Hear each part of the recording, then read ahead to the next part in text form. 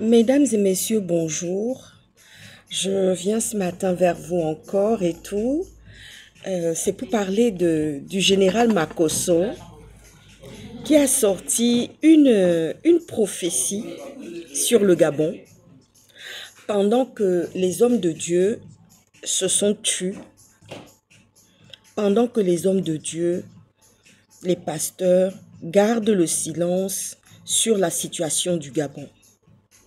Ça se demandait vraiment si dans ce pays, il y a vraiment la croyance et la pratique de Dieu. Mais en tous les cas, le général Makosso, ce n'est pas la première fois.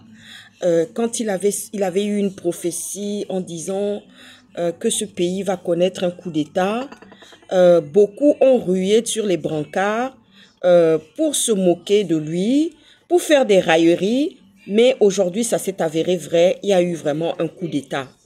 Et aujourd'hui, le général Makosso vient nous sortir encore une prophétie, mais je préfère vous dire la vérité, cette prophétie va se réaliser. Nous sommes à un tournant très important de notre pays, très important de l'avenir de notre pays. En tous les cas, nous sommes à un tournant crucial de notre pays. Donc, le général Makosso a sorti, est venu donner une prophétie, en tous les cas, mais une prophétie qui va se réaliser. Et là, je tiens encore à parler des incultes et des demi-lettrés qui lisent la Bible à l'envers. Ce sont les mêmes, quand ils prennent la Bible, quand ils finissent de lire la Bible, ils rentrent en brousse pour aller faire les rites ancestrales. C'est-à-dire qu'il y a un mélange de genres, un côté mystique qui n'a pas lieu d'être. C'est-à-dire que on sort toujours des clous. C'est-à-dire qu'avec les Gabonais, on sort toujours des clous. Pendant ce temps, le pays est frappé de lèpre, est frappé de plaies, d'ulcères, de toutes sortes de maux, en tous les cas, et la population n'est pas très grande. Et avec une croissance en berne, en tous les cas, avec une dette très importante, avec des infrastructures qui manquent. Et M. Oligui vient nous raconter que il a accompli des choses en 2 ans, en 18 mois. M. Oligui dit qu'il a accompli des choses dans le pays, mais nous ne demandons qu'à voir.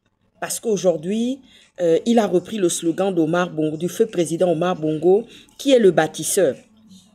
Histoire de dire, je reprends tout ce que mon mentor m'a enseigné et m'a transmis. Donc, les gens sont en train de raconter des histoires que oui, si ça se trouve peut-être, Monsieur Oligui avait un destin présidentiel.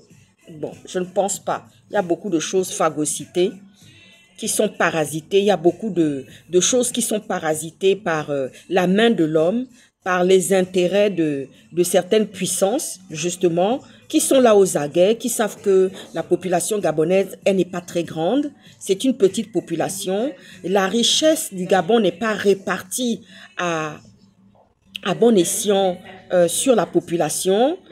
Quand je vois M. Oligui aller parler de l'entrepreneuriat dans les bananeraies avec des Gabonais, en leur disant, je veux faire en sorte que les bailleurs de fonds nous donnent de l'argent, ensuite je mettrai ça dans les banques et vous pourrez aller prendre des prêts. Monsieur Oligui, on a suffisamment d'argent comme ça. Quand je vois qu'on paye 27 milliards à des propriétaires, à des bâtiments, à des gens qui ont des bâtiments publics, qui abritent des ministères, et c'est 27 milliards qu'on sort. Et vous voulez construire, soi-disant, une cité administrative. Alors là, monsieur Oligui, franchement, j'espère qu'un jour, Dieu descendra pour venir arrêter ce désordre, cette saleté, ce gaspillage d'argent et des richesses que vous avez entrepris depuis des décennies avec le PDG. Parce que vous étiez certes aux ordres, mais vous n'en pensez pas moins, vous êtes en train de reprendre, de refaire encore aujourd'hui les mêmes erreurs qui ont été commises dans le passé. Donc, monsieur Oligui, voici une prophétie qui est sortie. Le général Makosso n'a pas pour habitude de raconter sa vie. Donc, voilà. nous avons déjà des prophéties, pendant que les pasteurs gabonais et les hommes de Dieu ont gardé le silence, se sont tus, certaines même détiennent des vraies prophéties concernant M. Oligui, mais ils n'osent pas parler parce qu'ils savent que tout de suite, on va les envoyer à 100 familles. Donc sur ce, c'est à cela que je venais encore ce matin vous entretenir et vous parler de cette prophétie du général Makosso qui est sortie. Vous savez, je vais vous dire une chose, regardez au Mali. Au Mali, il ne manque pas l'eau au robinet. Les enfants là-bas ont le petit déjeuner tous les matins. Allez-y au Togo, pareil. Allez-y au Burkina Faso, pareil. Allez-y au Niger, pareil. Mais ce sont des pays que la France avait dit que oui. La France avait dit oui. La France a toujours dit que oui. Ce sont des pays les plus pauvres. Ces pays du Sahel. Mais ce sont des pays où il y a de l'eau au robinet, où il y a la nourriture, le petit déjeuner, où la convivialité en matière de nourriture se fait. Vous savez, je vais vous dire quelque chose. Avec les Gabonais, on ne peut pas faire la convivialité de nourriture. Parce que ce n'est pas dans leur culture. Ah oui, parce que ce n'est pas dans leur culture. Ils ne savent pas ce que c'est offrir un verre d'eau à quelqu'un, ou offrir un pot à quelqu'un, ou des boissons, ou quelque chose, ou partager un repas ensemble. Ça, ils ne savent pas, ce n'est pas de leur culture. La seule chose qu'ils savent faire, c'est de parler de leur soi-disant richesse qui sort du sous-sol, dont ils n'ont pas la jouissance.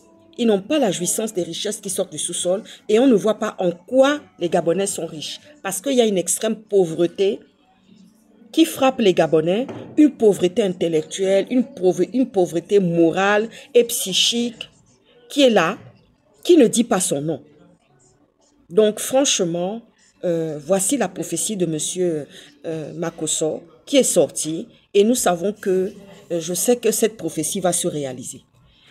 En tous les cas, je vous souhaite, je vais vous laisser parce que je dois prendre, regardez, le petit déjeuner, Juliette Ogoula, Alphonsine Mbumba, vous avez vu? Je vais prendre mon petit déjeuner maintenant, je vais m'atteler à ça parce que la journée commence. En plus, il ne fait pas beau ce matin. On n'a pas beau temps ici, en tous les cas. Donc, voilà, je tenais à vous montrer. Regardez. Hein, quand je disais ça, qu'il faudrait le petit déjeuner à l'école maternelle. Parce que M. Oligui a dit comme ça dans les bananeraies, où est-ce que je vais trouver ça? Mais M. Oligui a fait la distribution dans les bananeraies. Il a dit à ces Gabonais qui veulent entreprendre, qui veulent faire de l'entrepreneuriat, que où est-ce qu'il va trouver l'argent pour venir leur donner comme ça? Oui, mais M. Oligui est milliardaire. M. Oligui a distribué de l'argent aux pédégistes, à beaucoup de gens comme ça. La distribution qu'il a fait là. Maintenant, aujourd'hui, il vient sortir à des gens qui se battent, qui ont envie de s'en sortir, que oui, il faut aller emprunter à la banque. Je vais parler aux bailleurs de fonds, ils vont mettre l'argent et ensuite vous irez emprunter à la banque. C'est vraiment une honte. Regardez. Voilà, c'est ça. Le petit déjeuner, la convivialité du matin. Le repas le plus important de la journée. Voilà. Et même si à midi, on mange quelque chose de léger, on grignote, on peut faire une petite sauce de viande. Les gens sont friands de couper.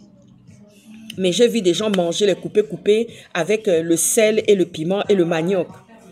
Mais on peut prendre les coupés, mettre ça dans une sauce tomate avec des épinards, avec du folon, et bien tourner ça dans la sauce avec les oignons et tout, un petit cube magique dedans, du manioc, de la banane, du riz. On sert ça. Mais on voit des gens qui mangent ça, vous ne verrez pas ça en Afrique de l'Ouest. Ah oui?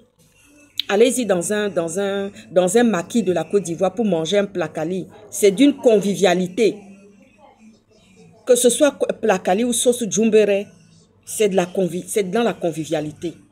Donc, voilà, il y a des gens qui vont venir encore critiquer, venir encore dire que oui, elle se montre et tout. Je n'ai pas besoin de me montrer. Je conscientise. Voilà, parce que ce sont des choses que les Gabonais ne connaissent pas. Sur ce, je vous souhaite une bonne journée. Je vais prendre mon petit déjeuner au calme. La chose que j'ai appris dans la maison de mes grands-parents qui m'ont élevé et mes parents. Je n'ai manqué de rien. J'ai tout eu. Tout. Gâté à mort avec ma soeur. Donc, je vous souhaite une superbe bonne journée. Vous savez, les milliards ne font pas tout. Hein. Les milliards ne font pas tout. Il y a des gens qui ont des milliards, mais qui ont des manquements. Ça, je veux vous le dire. Ah oui. Il y a des gens qui ont des milliards, mais quand vous les regardez comme ça, ils ont beaucoup de manquements et certains, c'est des sauvages. Il y a la sauvagerie chez eux. Sur ce, je vous souhaite une très bonne journée et je vous dis à ciao, ciao, à bientôt. Et je tiens à embrasser aussi ma sœur. J'embrasse ma sœur Poupette qui vient d'avoir un joli bébé. Merci, vraiment, je rends grâce à Dieu pour ça. Que ton accouchement s'est bien passé et je t'embrasse très très fort dans cette vidéo. À très bientôt. Ciao, ciao.